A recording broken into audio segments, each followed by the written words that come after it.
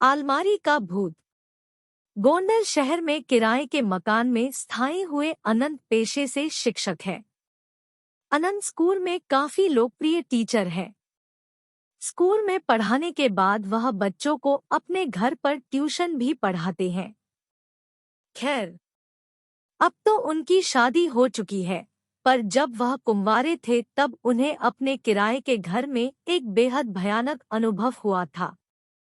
एक शाम जब वह अपनी आराम कुर्सी पर बैठकर सुस्ता रहे थे, तभी अचानक उनकी आलमारी का दरवाजा अपने आप धड़ाम से खुल गया। इस आवाज से वह चौंक गए। उन्हें काफी डर महसूस हुआ, चूंकि उस शाम वहां कोई हवा नहीं चल रही थी और घर पर तो वह अकेले ही रहते थे। वह उठकर आलमारी का दरवाजा फिर से बंद कर कुर्सी की ओर जाने लगे।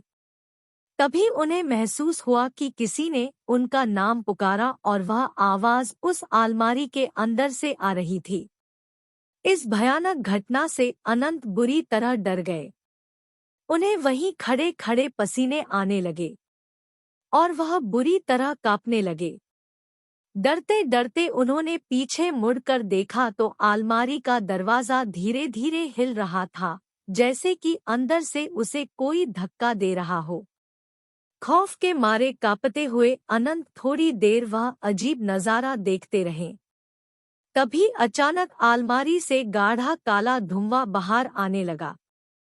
यह सब पारलौकिक घटनाएं देखकर अनंत की चीख निकल गई। अनंत दौड़कर घर के बाहर आ गए और सारी बातें अपने पड़ोसियों को बताने लगे। अनंत के पड़ोसी उनके साथ घर में दाखिल हुए और उन सब ने वहां जो भी देखा उसे देखकर सबके होश उड़ गए। कमरे की छत पूरी तरह से काली पड़ चुकी थी। आलमारी के दोनों दरवाजे उखड़े हुए थे और सारा सामान नीचे जमीन पर बिखरा हुआ था। लोग कुछ समझ पाते इससे पहले ही वहां रखी आलमारी धड़ाम से जमीन पर आ गिरी। अनंत के साथ साथ अब सभी लोग इस भुतहा अनुभव से घबरा गए और बाहर की तरफ भागे। कुछ लोगों को भागते भागते एक चीख सुनाई दी, चले जाओ सब। पर किसी ने पीछे मुड़कर देखने की हिम्मत नहीं की। इस खौफनाक अनुभव के कारण अनंत बुरी तरह बीमार पड़ गए और कुछ दिन के लिए अपने गांव पर अपने माता पिता के पास लौट गए। जब वो गोंडल वापस लौटे तो कभी उस घर में वापस नहीं गए और किसी और मोहल्ले में रहने लगे। क्या थी इस खौफनाक घटना की वजह?